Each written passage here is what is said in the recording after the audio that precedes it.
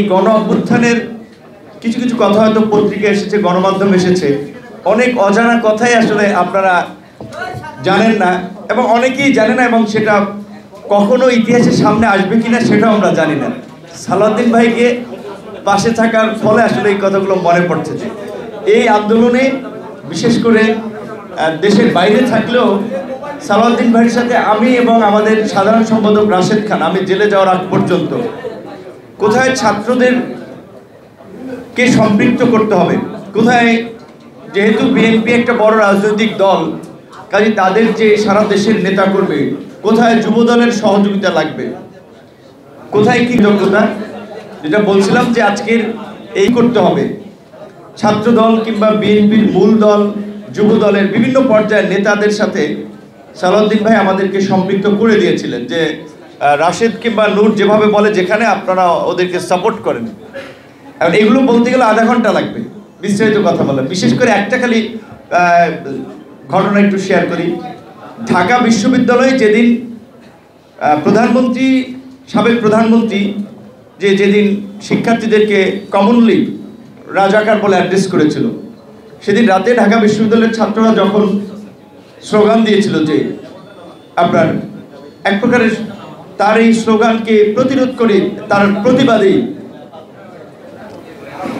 সেই দিনে আমরা বুঝতে পেরেছিলাম যে ছাত্রলীগ হামলা করবে শিক্ষার্থীদের উপরে। তখন সেই রাতেই কিন্তু সালাউদ্দিন ভাইয়ের সাথেও আলোচনা করেছিলাম যে শিক্ষার্থীদের উপরে হামলা হতে পারে। এখানে সংগঠিত শক্তি হিসেবে ছাত্র দল এবং শিবিরকে ছাত্রদের পাশে থাকতে হবে।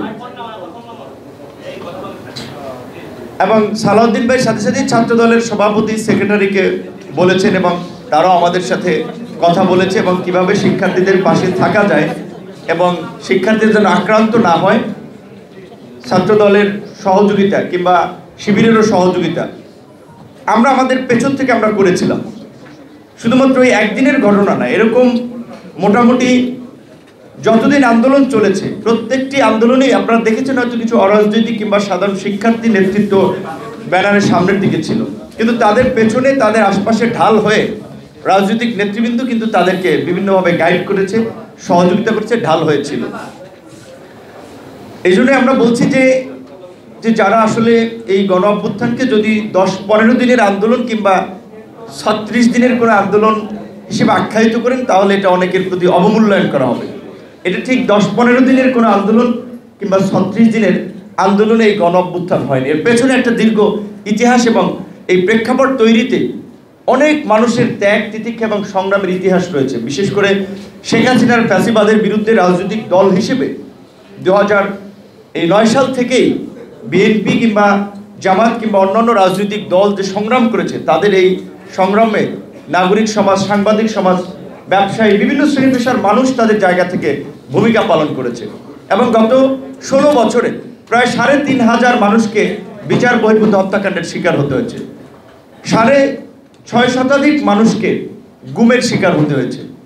অনেক রাজনৈতিক নেতৃবৃন্দ থেকে শুরু করে সাধারণ মানুষ, অনেককে এখনও তাদের পরিবার খোঁজ জানে না। তাদের কোনো সুনির্দিষ্ট অপরাধ ছিল না, তাদের অপরাধ ছিল তারা হয়তো আওয়ামী ফ্যাসিবাদের বিরুদ্ধে কথা বলেছে কিংবা রাজনীতি করেছে। বিশেষ করে আপনাদের একজন সহকর্মীর কথা উল্লেখ করেছেন, সাংবাদিক সাগর রুনির কথা। 48 ঘন্টার আলটিমেটাম দিয়ে সাবেক স্বরাষ্ট্রমন্ত্রী সারা খাতুন তিনি পৃথিবী থেকে বিদায় নিয়ে গেছেন, কিন্তু এখন পর্যন্ত সাগর রুনির হত্যাকাণ্ডের বিচার হয়নি।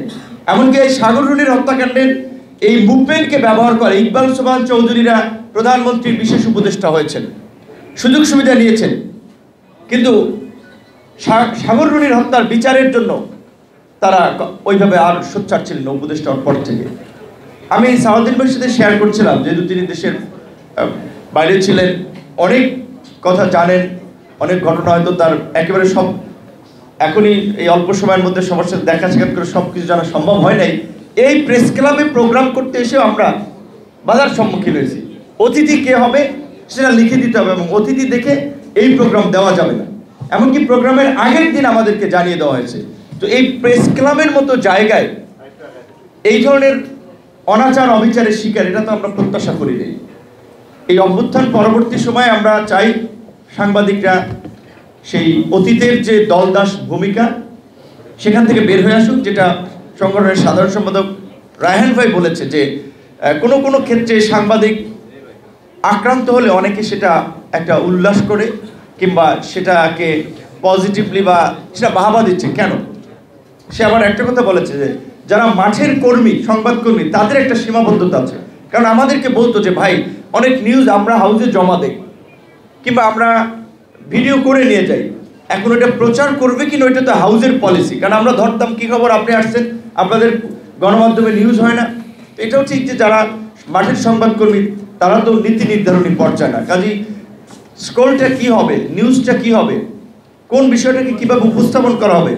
এবং সবচেয়ে মানে হাস্যকর বিষয় হচ্ছে অনেক টক শোতে যেতাম, আমি দেখতাম যে ওই দিক থেকে টকব্যাক হয়তো তাকে গাইড করতেছে, লাইক বিএনপির কোনো নেতৃবৃন্দ থাকলে তাকে কিভাবে হেনস্থা করা যায়, আমাদেরকে কিভাবে হেনস্থা করা যায়। তো ইয়ারফোন থেকে একটু সাইড থেকে শোনা যায় যে ওই দিক থেকে বলতেছে যে হ্যাঁ ওকে এই কোশ্চেনটা ধরেন, তাকে এই বিষয়ে জিজ্ঞেস করেন।